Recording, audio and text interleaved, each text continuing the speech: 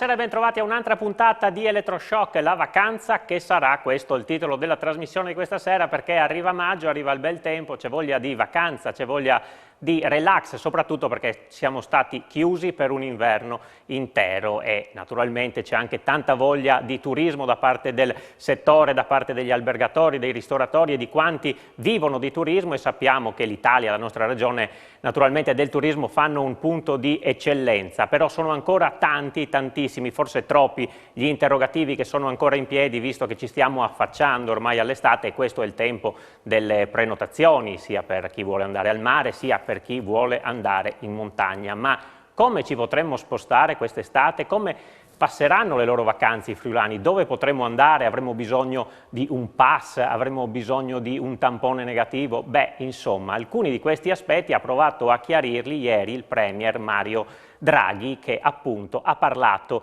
di Green Pass per quanto riguarda le vacanze all'estero e di un pass anche verde nazionale per spostarsi all'interno dell'Italia. Insomma, noi proveremo nel corso di questa trasmissione, con l'aiuto di alcuni ospiti, ad affrontare queste tematiche, a cercare di dare delle risposte a questi interrogativi e a porre anche altri sul piatto qualora dovesse servire. Allora io intanto vi presento gli ospiti di questa sera, a partire dal sindaco di Lignano Sabbiadoro, Luca Fanotto. Buonasera sindaco. Buonasera. E buonasera anche a Leonardo Tognon, che è responsabile marketing e comunicazione di GIT, Grado Impianti Turistici. Buonasera. Buonasera. Al suo fianco, buonasera a Giuliana Ganzini, che è titolare di un albergo a Udine. Grazie. Quindi abbiamo il mare, abbiamo la città, ma non solo, parliamo anche di montagna. Qui abbiamo un ospite che è collegato via Skype, si tratta di Pietro Toffoli, che è presidente della cooperativa Piancavallo 1265. Buonasera Toffoli. Buonasera a tutti. E buonasera anche a Federica Di Minin dell'agenzia Viaggi Turismo 85, che ci darà una mano a capire insomma qual è il polso della situazione per quanto riguarda le prenotazioni, per quanto riguarda quelli che sono i gusti dei friulani, che cosa hanno in mente per quest'estate, che come abbiamo visto è comunque piena ancora di punti di domanda. Buonasera. Buonasera a voi.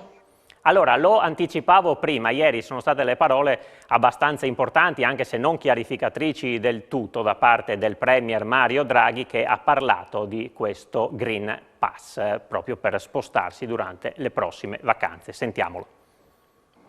Tutto il mondo desidera venire qui. Purtroppo la pandemia ci ha costretti a chiudere temporaneamente, ma noi siamo nuovamente pronti a ospitare il mondo. Noi dobbiamo offrire regole chiare, semplici, per garantire che i turisti possano venire da noi e viaggiare in Italia in sicurezza. A partire dalla seconda metà di giugno il certificato verde sarà pienamente operativo all'interno dell'Unione Europea. Grazie al pass, i turisti saranno in grado di spostarsi da un paese all'altro senza quarantena, a patto che possano dimostrare di essere guariti dal Covid, di essere vaccinati o di essere negativi ad un tampone. Queste sono le condizioni che normalmente si richiedono nel Green Pass.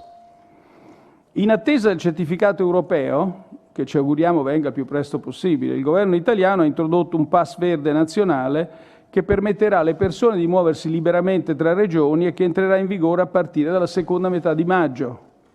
Quindi è arrivato il momento di prenotare le vostre vacanze in Italia e naturalmente non vediamo l'ora di accogliervi di nuovo. Grazie. Ecco, queste le parole del Premier Draghi. A sentirlo sembra tutto abbastanza semplice, quasi superato uno spot a venire a fare le vacanze in Italia dopo un po' il pasticcio del coprifuoco che insomma aveva spaventato non poco e sta spaventando ancora chi viene dall'estero. Sindaco Fanotto, questo pass può aiutare, può servire, però come funzionerà? Questo si deve forse ancora capire, ecco, qual è la sua opinione? Io non sono molto d'accordo, anche se ho apprezzato insomma, le parole di Draghi di ieri, che ha invitato insomma, a trascorrere le vacanze in Italia e a venire in Italia, però il presupposto è la chiarezza della comunicazione e la semplicità, che a mio avviso non sono confermate dall'idea di costruire un pass vaccinale preceduto da una green card italiana. perché stante a quello che si legge poi rispetto alle dichiarazioni di Draghi oggi sulla stampa è che in realtà, differentemente da quanto dichiarato da Draghi, il pass anche a livello europeo, il passaporto vaccinale, non limiterà la possibilità dei singoli ordinamenti degli Stati membri di dotarsi di regole diversificate e quindi anche introducendo la quarantena. E quindi a mio avviso insomma, quello che avevamo chiesto anche come sindaci delle spiagge più importanti d'Italia, che siamo stati ricevuti circa 2 settimane fa dal ministro Garavaglia, era quello di superare complessivamente l'attuale sistema di limitazioni alla libertà di circolazione e di movimento sia all'interno del territorio nazionale sia nell'ambito dei trasferimenti con l'estero, in particolare il superamento delle zone colorate per condurre la stagione estiva, quindi dell'Italia a colori, il superamento della limitazione legata alla chiusura serale, quindi al coprifuoco a partire dalle ore 10 e il superamento anche del passaporto vaccinale, che era già un'idea che era stata palesata insomma un po' di tempo fa, perché appunto non garantiva una semplicità naturalmente della percorrenza, della presenza dei nostri turisti all'interno del nostro territorio nazionale, anzi non è un invito e anzi dire che il 15 di giugno sarà pronto o la seconda metà di giugno il passaporto vaccinale europeo, beh, per me è già troppo tardi come comunicazione, perché questa idea che è stata così palesata non ha fatto altro che avere come conseguenza il blocco delle prenotazioni da parte dei turisti stranieri che invece hanno tanta voglia di venire a trascorrere le loro vacanze all'interno del nostro paese. Mi riferisco soprattutto alla clientela nostra, della nostra regione, che sono Italia e Germania. E in alcuni casi sono arrivate anche delle disdette a causa della poca chiarezza sulle regole di circolazione. Attualmente infatti è ancora prevista la quarantena sia per chi viene dall'estero all'interno del nostro paese nonostante la presenza di un tampone negativo, ma anche per chi deve rientrare all'estero dopo aver trascorso un periodo all'interno del nostro paese. Ecco, allora tra poco poi faremo anche il punto su quella che è la situazione delle prenotazioni a Lignano. Intanto però volevo sempre sul pass sentire anche l'opinione di Tognon, anche perché non è ancora chiaro chi rilascerà questo pass, in che maniera. Poi sappiamo che in molti hanno appena da poco fatto la prima dose di AstraZeneca, la seconda dose è fissata, insomma, se va bene, a fine luglio per chi ha fatto la prima adesso, quindi si rischia di andare anche lunghi. Si andrà sicuramente lunghi se le norme rimangono queste. L'Austria oggi scrive che dal 19 maggio tutti quelli che si sono vaccinati potranno agire liberamente nelle zone di cultura, di spettacolo, di enogastronomia. E poi parlano del pass di metà giugno, ma certamente per il nostro turismo, questi ospiti tradizionali, fedelissimi che arrivano diciamo da Vienna, dall'Austria, dalla Bavaria, avranno difficoltà in mancanza di norme chiare e semplici come ha dichiarato Draghi. Le vogliamo tutte queste norme, soprattutto capire se questi spostamenti sono vincolati da quarantene successive, cioè dopo il rientro, oppure su come ci si può muovere in caso di non superamento della colorazione in Italia, perché se all'interno della nostra penisola ci sono delle limitazioni, a spiegarle agli stranieri sarà un po' complesso. Faccio solo un esempio: se un ospite austriaco arriva nella nostra regione e vuole andare in Veneto, come fa? Per una sera, per esempio, come fa ad andarci se non ci sono regole chiare? Quindi tutto questo va a rallentare in questo momento, la non chiarezza, a rallentare un po' le prenotazioni che comunque, permetto di dire, per quanto riguarda la spiaggia di Grado, fortunatamente ristrette sul mese di luglio e di agosto sono interessanti. E poi andremo anche nel dettaglio quando faremo un po' il quadro. Intanto continuiamo il giro con Giuliana Ganzini, che appunto è titolare di un albergo a Udine. Per voi questo pass come potrebbe dare una mano o ostacolare eventualmente la situazione?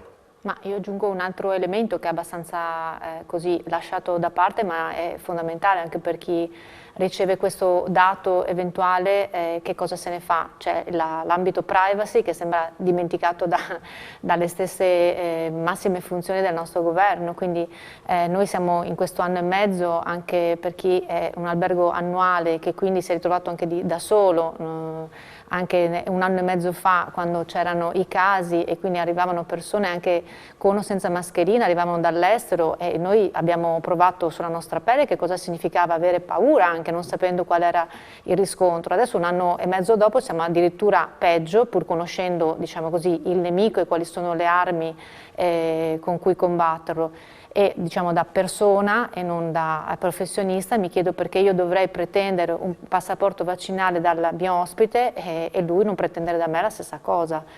Quindi noi abbiamo un ritardo anche nei vaccini, gli abbiamo chiesto anche come operatori turistici una priorità laddove è stato ovviamente detto, anche le associazioni di categoria insomma, hanno raccolto le adesioni anche di chi come azienda si è messa a disposizione, ma di fatto se non c'è la materia prima non possiamo passare avanti né alle categorie diciamo, più fragili né tantomeno essere alla pari con il nostro ospite, quindi mi sembra anche da un punto di vista di chi fa ospitalità mettersi nella condizione di pretendere una cosa o creare delle bolle è molto difficile. Insomma, tutto quanto rema un po' contro quella che è insomma, la classica accoglienza dove le porte sono sempre aperte del turismo, la nostra regione ne ha fatto una bandiera, eppure vediamo che diventa tutto complicato. Ci fermiamo per un attimo di pubblicità, poi ne parliamo anche con gli altri ospiti, a tra poco.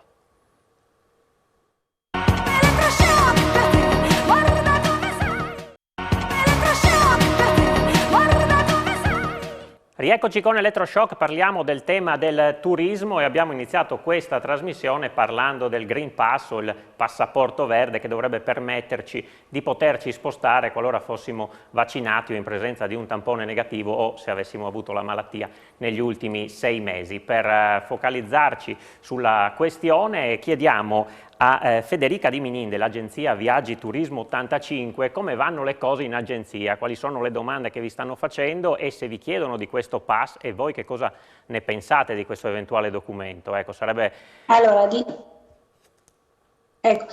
diciamo che le domande sono tantissime e sono scattate sicuramente dopo il 16 di aprile quando c'è stata un po' più di apertura verso il turismo.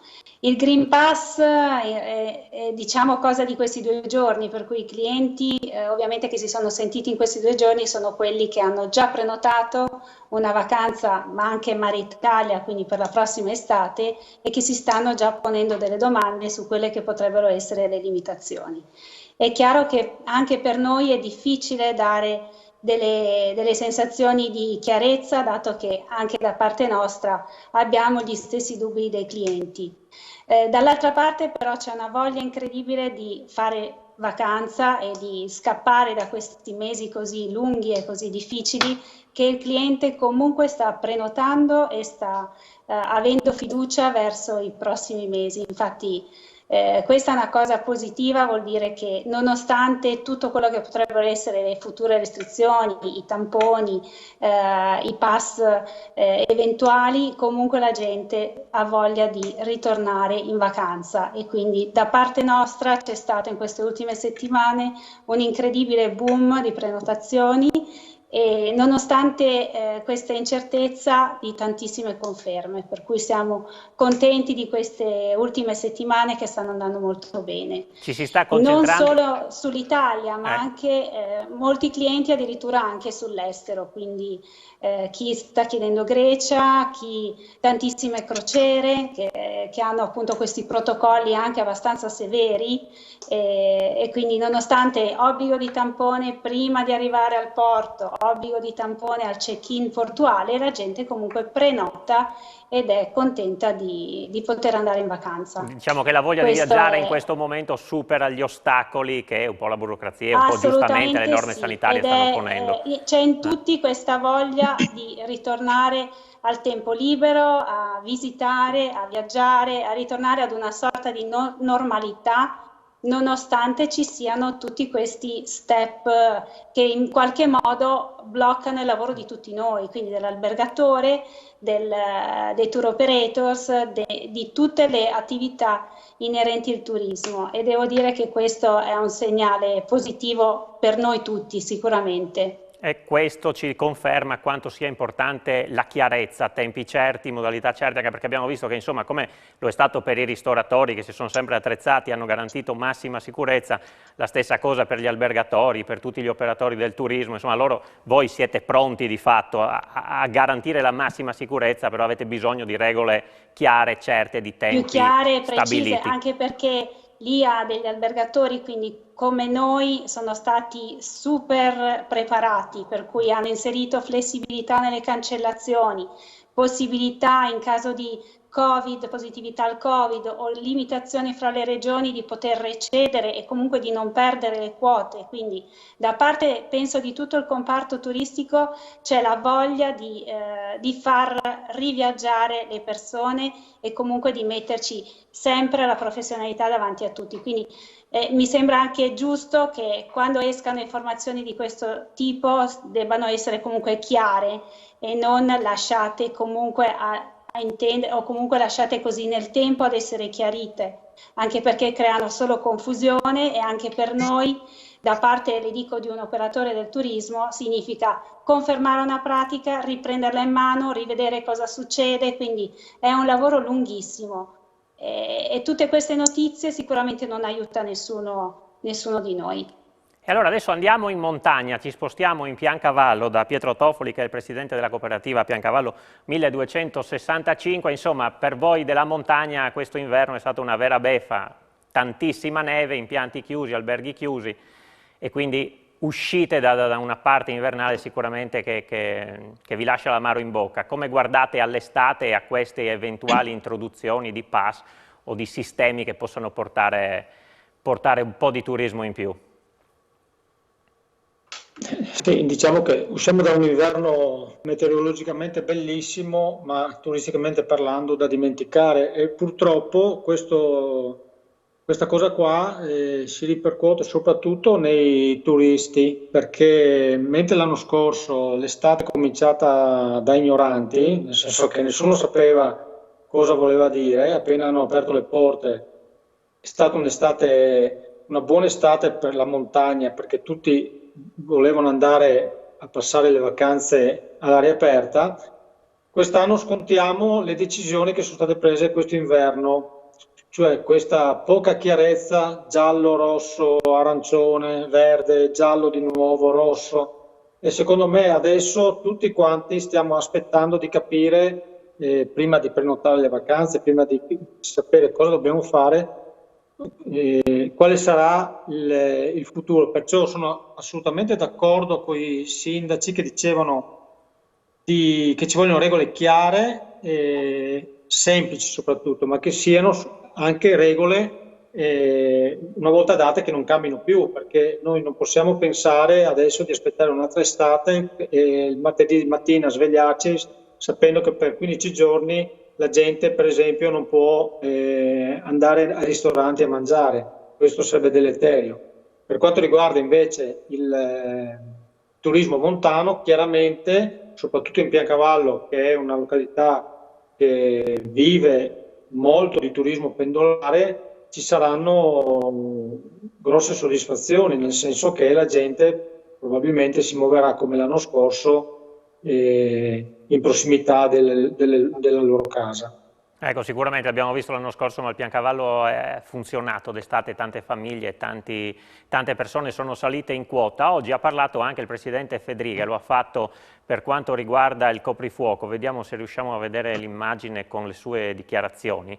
Eccole qua. Mi auguro che il coprifuoco possa avere gradualità per arrivare a toglierlo, ma se ci fosse la necessità ancora di qualche settimana nessuno si straccerà le vesti. È fondamentale riaprire qualche attività con la massima sicurezza. Ecco, qui diciamo va un po' più cauto sul tema del coprifuoco. La Lega ne ha fatto una grande battaglia per spostare l'orario, Fratelli d'Italia addirittura da tempo chiede di toglierlo, però insomma anche quello che dice Federica bisognerà arrivare a eliminarlo, perché anche psicologicamente, dal sindaco di Lignano, dire alle 22 bisogna essere a casa a dormire, è chiaro che uno non viene in voglia di andare a Lignano a farsi la vacanza, anche fossero le 23 penso, no? Ecco, sul tema coprifuoco.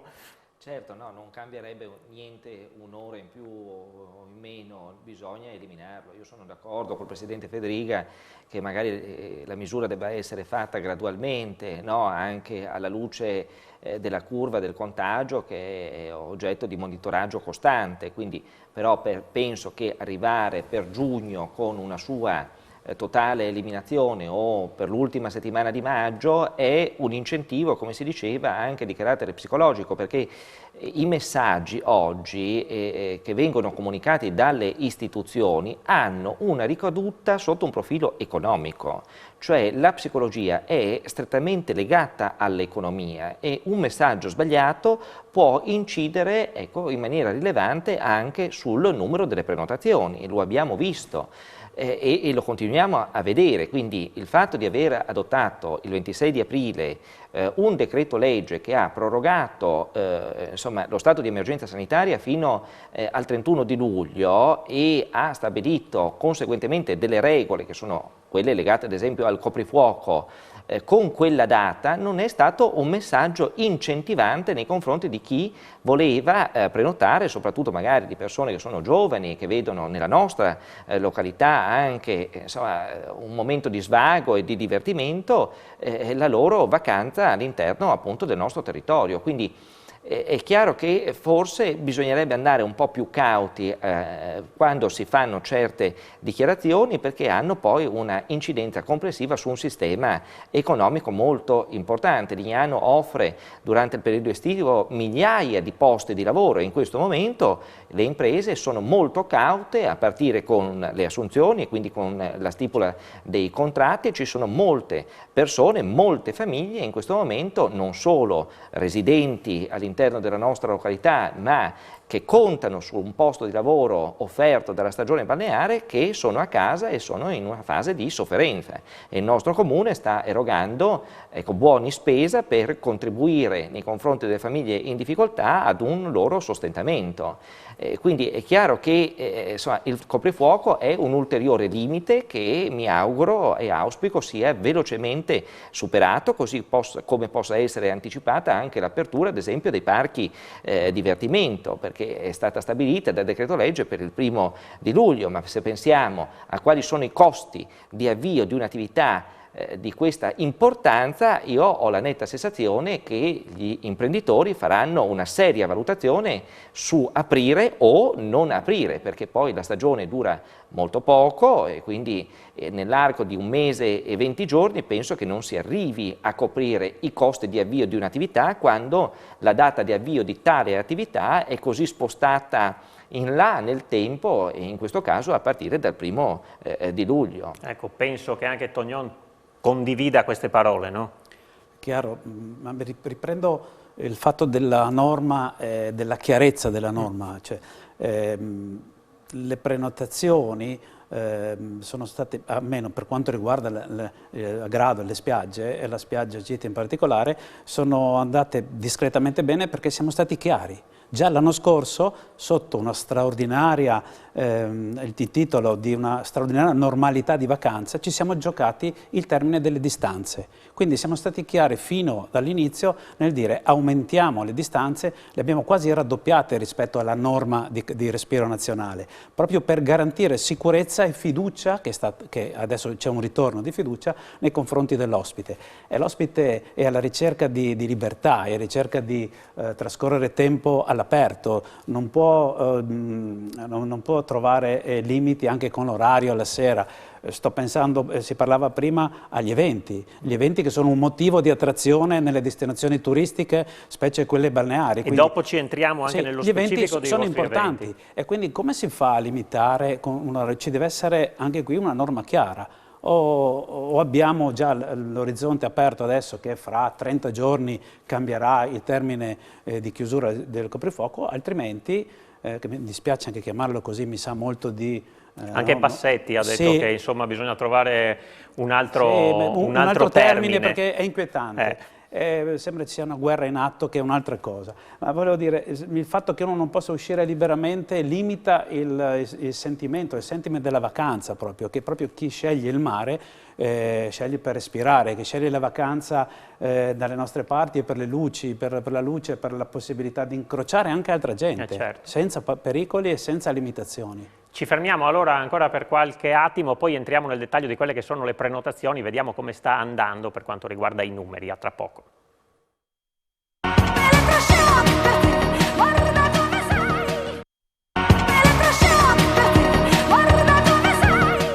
Di nuovo con Elettroshock la vacanza che sarà, allora adesso parliamo di prenotazioni, vediamo come sta andando. Abbiamo sentito prima la voce del mare, poi adesso ci torniamo, andiamo anche in città da Giuliana Ganzini che ha un albergo proprio qui a Udine.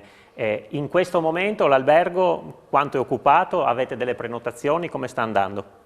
Allora, le città hanno un comportamento completamente diverso dalle destinazioni mare, ovviamente. Innanzitutto perché noi siamo aperti da sempre, chi è riuscito a tenere aperto in relazione ad una capacità di resilienza intelligente rispetto ovviamente a una montagna di costi. Ci sono strutture in città che sono tuttora chiuse da novembre scorso perché il numero delle camere, chiaramente rimanendo vuote, implicava una perdita secca al giorno. Altri che hanno fatto dei sacrifici personali, ci sono titolari d'albergo che si sono messi dietro la reception e hanno anche sacrificato delle risorse, per cui il tema che ricordava prima il sindaco di Lignano, per quanto riguarda gli stagionali, per quanto riguarda gli annuali, dopo un anno di attesa uno cambia lavoro, perché se ha una famiglia da mantenere, certo noi non abbiamo in questo momento delle prospettive certe da poter mettere sul piatto, quindi c'è chi ha passione o comunque una famiglia alle spalle, oltre alla cassa integrazione che riceve magari regolarmente, che aiuta a mantenere questa passione, altrimenti purtroppo gioco forza uno si deve fare altri tipi di ragionamenti e si perdono anche delle risorse sulle quali si è investito, perché mentre il lavoratore stagionale magari di partenza è abituato anche a cambiare, quindi ha una flessibilità che ha scelto come tale, chi è impiegato annualmente è una risorsa sul quale l'albergatore investe e fa prodotto assieme a tutto il resto. Quindi, qual è il vostro cliente tipo, diciamo, o qual era prima della pandemia? Insomma? Beh, qui abbiamo parlato di turisti, diciamo, in vacanza, ma nelle città ci sono turisti di altro genere, quelli da short break che vengono per motivazioni, diciamo, che si esauriscono magari in 2 o 3 giorni. Abbiamo appena, un anno fa, per esempio, noi eravamo al completo con il match della Juventus che abbiamo appena avuto in città, quindi un anno dopo ci si è ripresentato uno stadio vuoto con i pochi addetti alle trasmissioni, diciamo, e null'altro attorno, quindi questo tanto per dare così la poca fiducia che a questo punto anche noi non possiamo esercitare, perché cambiando sempre le regole che poi tra l'altro si parla di sicurezza, ma si parla innanzitutto di abitudini, di comportamento, quindi il coprifuoco che stringe questi comportamenti e fa schizzare chiaramente in poche ore la voglia di fare un aperitivo, di trovarsi con le persone, a maggior ragione in città non crea neanche le minime condizioni di un turismo di vicinanza, quindi per noi assolutamente le prime prenotazioni, diciamo, di carattere turistico, anche legate al viaggio verso altre destinazioni, sono appena a luglio. Altri 2 mesi di attesa un po' pesante. Tanto, assolutamente. Federica Di Minin ci diceva però che voi come agenzia di viaggi avete avuto un boom di queste prenotazioni. Ci dice quali sono, un po' ce le ha accennate prima, ma insomma le mete italiane e le mete invece mondo. Tra l'Italia, devo dire, abbiamo avuto in quest'ultimo periodo anche delle richieste sul Friuli Venezia Giulia, che per assurdo noi, essendo un'agenzia friulana, non avevamo mai tendenzialmente neppure prenotato, o se non saltuariamente, prenotazioni su Grado piuttosto che Lignano, ma abbiamo avuto anche dei casi in cui clienti dalla Lombardia sono venuti anche in questi giorni a prenotare delle strutture, dei piccoli resort nel Collio, piuttosto che delle piccole strutture con dei centri benessere, e andranno ovviamente queste considerate fine giugno e primi di luglio come prenotazioni. Il grosso invece va indirizzato sulla Sardegna, sulla Sicilia, tantissima Sicilia quest'anno, e Puglia come sempre, e molto di più la Calabria, perché in quest'ultimo anno ha incentivato e ha ristrutturato tantissime villaggi piuttosto che piccoli resort, e quindi la Calabria anche quest'anno ha preso un pezzettino in più rispetto agli anni scorsi. E all'estero? All'estero, le dico, stanno iniziando a chiedere la Grecia, perché nella mente del viaggiatore l'idea di dover fare un tampone obbligatorio per entrare in Grecia su alcune persone sembra essere più sicuro rispetto ad andare in Puglia e a trovarsi delle situazioni come gli anni scorsi in cui le spiagge erano state prese d'assalto. Quindi ci sono alcuni clienti che dicono: preferisco sapere che entro in una destinazione col tampone obbligatorio, però so che all'interno di questa struttura sono sicuro, piuttosto che andare a cercare ovviamente una spiaggia in Puglia e trovarla ovviamente ricca di persone. Assolutamente. Altre destinazioni che vanno tantissimo, come dicevo, le crociere. Quest'anno i due grossi colossi delle navi da crociera hanno inserito degli itinerari prevalentemente sul Mediterraneo, quindi 3 o 4 città in Italia, che sia Mediterraneo, quindi dal lato Adriatico piuttosto che in partenza da Savona, quindi dal Mar Ligure, e inserendo anche lì delle destinazioni o in Spagna o in Grecia. Quindi quelle sono la nostra anche punta in questo periodo di richieste. Abbiamo sentito Ecco, in Piancavallo... sono... Sì, scusi se l'ho interrotta, prego, prego. No, mi dica. No, stavo passando a sentire il Piancavallo, perché diceva prima Pietro Toffoli che lì è un turismo naturalmente pendolare, in tanti hanno la seconda casa, quindi magari sul fronte della prenotazione sicuramente meno, però insomma qual è il termometro che avete a riguardo per quest'estate? Guardi, allora noi abbiamo due tipi di clienti che si differenziano fra quelli che soggiornano per la settimana in Piancavallo, che sono per lo più gruppi sportivi. La nostra località è riconosciuta anche a livello regionale come cittadella dello sport. Abbiamo degli impianti che gestiamo noi direttamente, sono impianti della regione, che sono il fiore all'occhiello per quanto riguarda il poter svolgere qualsiasi tipo di sport. E quindi quel tipo di cliente lì è da 12 mesi fermo.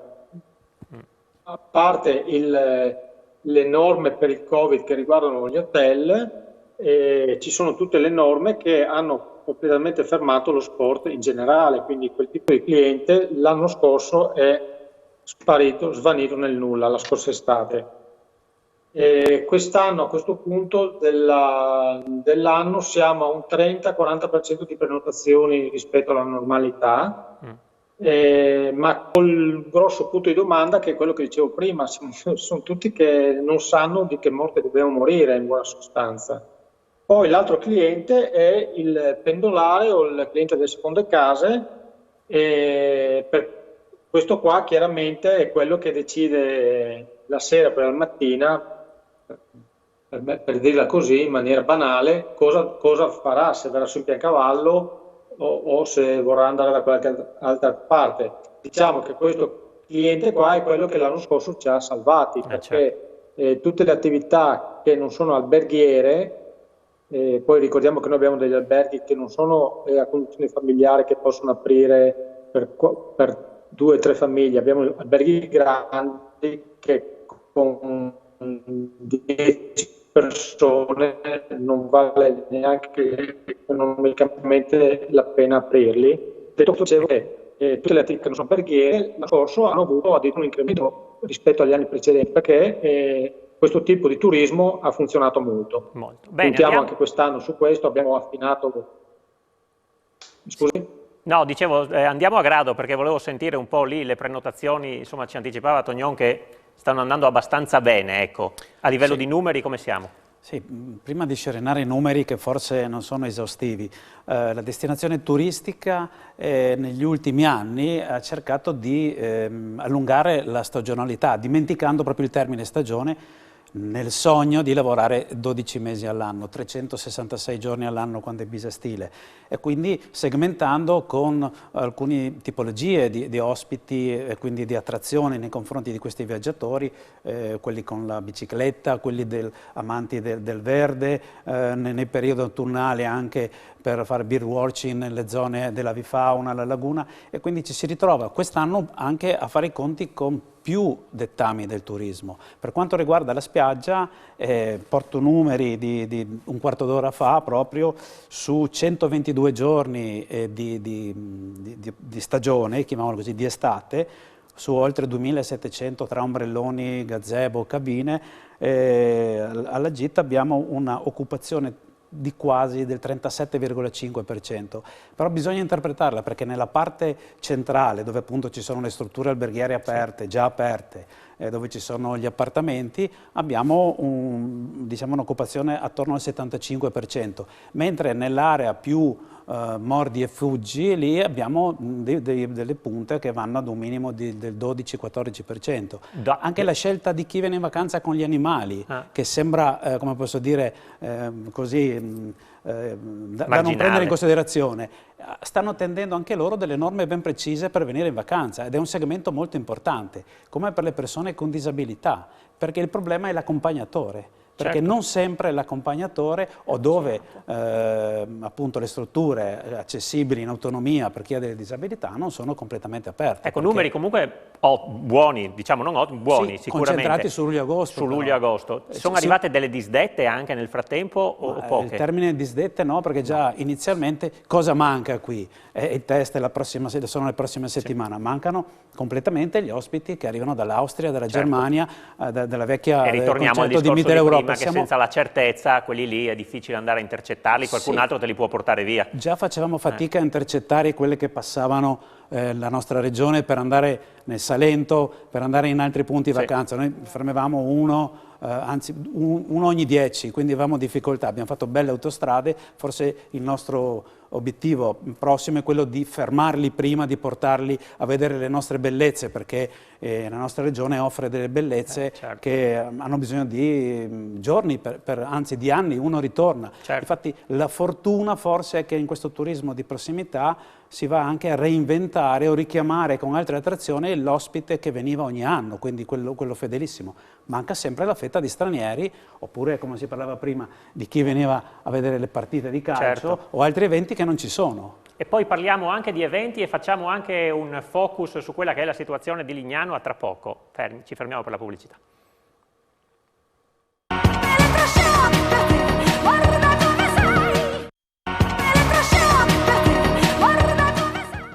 Ultima parte di Elettroshock, la vacanza che sarà, abbiamo sentito un po' com'è l'aria che tira a Grado, andiamo anche a Lignano, Sindaco. Qual è al momento lo stato delle prenotazioni nella città balneare friulana? Guardi, io ho fatto un rapido punto della situazione sia con il presidente di l'Isagest, che gestisce la maggior parte dell'arenile di Sabbiadoro, sia con l'assessore Bini questa mattina, e devo dire che le prenotazioni sono buone dalla seconda metà di giugno, in particolare buone anche a luglio. Agosto un po' meno, ma gli italiani generalmente ad agosto attendono diciamo di decidere se trascorrere da noi. Poi ricordo che Lignano ha anche tantissime seconde case che l'anno scorso sono state fortunatamente, devo dire, utilizzate direttamente dai proprietari, che hanno garantito una permanenza lunga sul nostro territorio, delle loro famiglie, che hanno usufruito dei servizi della nostra località. E poi c'è una ripresa delle prenotazioni però buone anche nella prima quindicina di settembre. Questa è nella sostanza sia per quanto riguarda il comparto dell'extra alberghiero, quindi voglio dire appartamenti di agenzie, sia per quanto riguarda la spiaggia, un po' meno sull'alberghiero per tutte le limitazioni di cui abbiamo parlato in precedenza e che disincentivano, diciamo, ecco, questa volontà di immediatamente stabilire la data della propria vacanza. Tra l'altro sono preferiti anche gli spazi abbastanza aperti, ad esempio i campeggi hanno anche un buon trend di prenotazioni in questo momento, e quindi a mio avviso la riflessione che ho cercato anche di portare al Ministro Garavaglia era quella di superare tutte queste misure per ritornare alle misure dell'anno scorso, perché in realtà tutto sommato l'estate dell'anno scorso era l'abbiamo gestita anche sapendole all'ultimo minuto, ma i protocolli igienico-sanitari, diciamo che gli operatori hanno veramente lanciato il cuore al di là dell'ostacolo, si sono rimboccati le maniche, non si sono pianti addosso e hanno garantito un servizio di alta qualità con la sicurezza sanitaria di tutti quanti gli ospiti. E il bagaglio, diciamo, di conoscenza che è stato raccolto l'anno scorso e che è entrato a far parte del nostro DNA, insieme alla campagna di vaccinazione che l'anno scorso non c'era e quest'anno c'è, dovevano essere un vantaggio competitivo nel condurre la stagione di quest'anno. E invece mi pare che, almeno a livello psicologico, oltre che di misure, siamo messi peggio rispetto all'anno scorso. Questo è veramente, lo dico con grande dispiacere, perché c'era e c'è la volontà e anche l'ottimismo di condurre una stagione al meglio, e soprattutto c'è e si registra una grande volontà da parte dei turisti, soprattutto stranieri, di voler venire a passare la loro vacanza all'interno dei nostri territori, delle nostre località. Senta, stamattina lo diceva prima, c'era l'assessore regionale al turismo Bini con lei a Lignano. Che cosa è emerso? Qual è anche il cronoprogramma, soprattutto in uno dei luoghi simbolo, insomma, di Lignano, che è Terrazza Mare? Sì, abbiamo fatto il punto anche su questo importante intervento. Sapete che la Regione Friuli Venezia Giulia ha trovato diciamo, le risorse per garantire una manutenzione straordinaria di quello che è uno dei simboli della nostra regione, non solo di Lignano, cioè la Terrazza Mare, perché ne ha profondamente bisogno. In questo momento la Terrazza Mare è gestita dalla società d'area, all'interno della quale è presente anche Promoturismo FVG, oltre che il comune di Lignano Sabbiadoro, anche se è un bene dello Stato, di proprietà dello Stato. E quindi abbiamo cercato di condurre insieme all'assessore regionale Bini il percorso amministrativo diciamo amministrativo burocratico, ma anche di intervento, proprio per cercare di riuscire a proprio riqualificare questo importante luogo.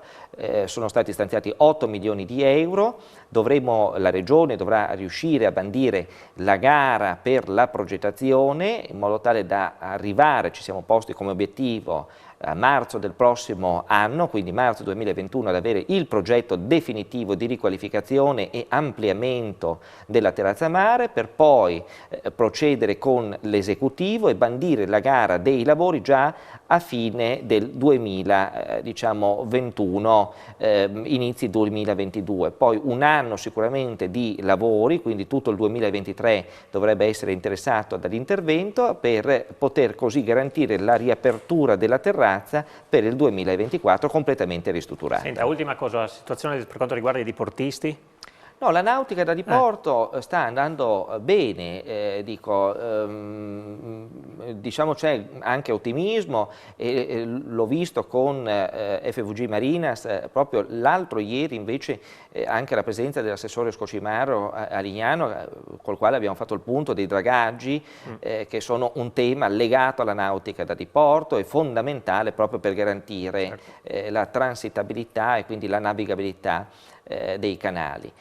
Oltre che dei marina. Devo dire c'è ottimismo anche in questo settore, perché è un settore che garantisce ovviamente le misure di sicurezza sanitaria, il distanziamento che oggi è un po' il punto che viene anche ricercato da chi vuole naturalmente trascorrere una vacanza, e che garantisce di più la tutela della salute. Quindi chiaramente questo è un settore che comunque sta tenendo, diciamo. Sì, sicuramente. Sicuramente altra certezza è che quella che i grandi eventi sicuramente porteranno persone, naturalmente ce lo auguriamo che ci possano essere anche lì, magari con delle misure di distanziamento, ma che ci siano. Certamente il Friuli Venezia Giulia sta aspettando a maggio un grandissimo evento che è il Giro d'Italia, che toccherà la nostra regione con ben 3 tappe. Ieri sono state presentate queste 3 tappe, allora andiamo a rivedere in questo servizio e poi sentiamo soprattutto Grado, che è coinvolta in maniera particolare. Il Friuli Venezia Giulia entrerà in scena alla fine della settimana numero 2 del Giro 104 e aprirà in grande stile la terza. Sabato 22 maggio start da Cittadella per la tappa numero 14 che entrerà in regione da Caneva e poi passerà in provincia di Udine dal Passo Rest Gran Premio della Montagna per scendere a Villa Santina, risalire al Sutrio ed entrare nei paesi per rendere poi omaggio a quella salita che nel 2003 fece scoprire al mondo il Kaiser. Punto più alto i 1730 metri del traguardo dopo 205 chilometri. Domenica, il giorno dopo, da Grado, tappa con circuito finale ospitato dal Collio Sloveno, da ripetere per 2 volte e mezza, prima di dirigersi verso Gorizia Nova Gorizia, 145 km per Finisseur. Lunedì niente riposo, anzi da Sacile la tappa Regina con Fedaia, Pordoi e Giau verso Cortina, 212 km e Milano ancora distante, una maglia rosa oggi 90enne, tutta da decidere tra l'esperto Nibali che darà battaglia, il favorito Bernallo, chissà, qualche sorpresa. Ecco Tognò, rapidamente, sono eventi che naturalmente riempiono le città che fanno del turismo la loro bandiera. Certo, la partenza tra 2 tappe importantissime della nostra regione è qualificante, tra le altre cose, perché la maglia rosa che partirà da Grado, reduce dallo Zoncolan, e per l'altra tappa decisiva per il Giro, quindi sarà qualificante. Ci sarà una bella passerella proprio all'interno della spiaggia gestita dalla GITA, la società d'aria, quindi una bella passerella lungo tutta la città. Lì a prenotazioni come stiamo? Ci sono dei dati per quel periodo, weekend lì? Non, in questo momento... Anche se sappiamo che naturalmente le grandi masse, come in passato, non possono essere presenti. Sempre l'ultimo momento. Gli eventi hanno questa caratteristica, sì, certo. Il giorno prima. In effetti, parlando di eventi, si parlava anche prima, dal 17 al 24 di luglio, Grado Jazz, una settimana con grandi nomi, grandi giornate, perché saranno delle giornate con i 2 concerti finali, quindi da Enrico Rava a Paolo Fresu, per finire con Paolo Conte. Però citerei anche il discorso degli eventi all'interno della Laguna. Il 21 giugno per il concerto del solstizio ci sarà uno dei più grandi, se non il più grande violinista al mondo, Milenkovic, che si esibirà alle 5 del mattino al Santuario di Barbana con l'orchestra di tutti i professionisti, di grandissimi musicisti veneziani, con le 4 stagioni, ben augurante per una stagione importante di vacanza nella nostra isola. In un flash, Sindaco, a Lignano 2 appuntamenti da segnarsi per quest'estate? Beh, sicuramente ci sarà un palinsesto organizzato all'interno dell'Arena Alpe Adria di tanti eventi sia di carattere culturale sia di carattere concertistico, di intrattenimento, anche per i bambini e probabilmente anche il cinema all'aperto all'interno di questo contenitore che garantirà, come lo ha fatto l'anno scorso, tutte quante le misure di sicurezza igienico-sanitaria che possiamo appunto assicurare nei confronti di coloro che vorranno usufruire anche di questo tipo di attività di intrattenimento. Anche la spiaggia cercherà di fare dell'animazione, è stata programmata la data delle frecce tricolori, però anche qua stiamo monitorando perché purtroppo i grandi eventi con una grande affluenza di pubblico in questo momento non sono consentiti perché la capienza massima è prevista per 1000 persone, no? Insomma, quando ovviamente la struttura lo consente, e allo stesso tempo anche i big, gli artisti più importanti, italiani e stranieri, hanno rinviato i loro tour all'anno prossimo. Siamo al punto di domanda di inizio trasmissione. Chiedo anche a Ganzini, eventi in città vi possono dare una mano? Beh, gli eventi in città, dai congressi ai matrimoni, a tutto quello che può essere un evento culturale e musicale, ovviamente è sempre nella rosa, nella cornice di animazione della città che rende la città stessa attrattiva e quindi dà motivazione di viaggio e anche di fermata. Come diceva prima il collega, ci sono tantissime altre motivazioni accanto a Udine, per cui Udine la posizione centrale che ha sempre favorito anche quegli short break che permettevano di conoscere il territorio, anche se si proseguiva poi come destinazione mare o altre regioni d'Italia. E questo è un punto di domanda. Agli eventi, l'unico grosso evento che abbiamo certezza di poter gestire in città in questo momento è la mostra che è stata già annunciata a Casa Cavazzini a firma del Comitato San Floriano, quindi Don Geretti che nei prossimi giorni inaugurerà la mostra ad Illeggio e ripeterà diciamo, il format ampliato a una settantina di opere d'arte che verranno collocate nella nuova sede di Casa Cavazzini, rinnovata per l'occasione, e che deve lanciare Udine in una stagione di grandi mostre, ma siamo ad ottobre e quindi quello è l'anno scorso c'era il bonus vacanza, quest'anno non se ne è più sentito parlare, anche perché mi pare che non fosse funzionato molto. Ecco. Ma mi pare che ci siano ancora ci sono degli incentivi. Un 70% di bonus vacanze dello scorso anno che non sono stati utilizzati. È chiaro che io stessa lo spenderei in destinazioni turistiche, dove tra l'altro invece di avere il problema di viaggiare da regione a regione sapendo che colore è la regione o che cosa posso trovare, almeno mi vado a collocare direttamente in un posto, sto ferma 7 giorni e quindi chiaramente le città sono assolutamente sfavorite in questo. Chiudo con il Piancavallo, perché abbiamo parlato di Giro d'Italia, il Piancavallo l'ho ospitato l'anno scorso in ottobre, rinviata da maggio ad ottobre, vediamo se c'è ancora Toffoli. Eccolo, Toffoli. Non ci sarà più un grande evento come il Giro d'Italia, però il Piancavallo punta su tanti piccoli eventi per famiglie, penso come aveva fatto l'anno scorso.